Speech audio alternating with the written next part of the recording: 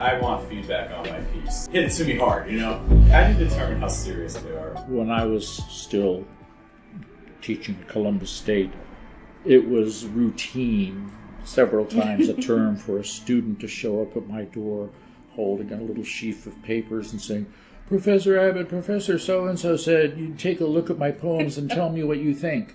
And I'd say, "You don't want me to tell you what I think about your poems. What you want is for me to tell you you're a good person. You're a good person. Now, who do you read?" And sometimes they'd hem and haw and say, "Well, I don't want to sound like anyone else, so I don't read a lot of poetry." And I'd say, "What music do you listen to? I mean, do you think that, Dizzy Gillespie or Eddie Van Halen just dropped out of the sky playing that stuff?"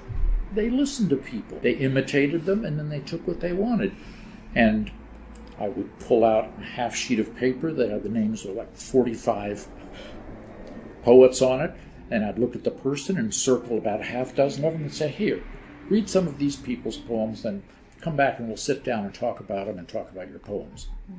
I never saw one of them again.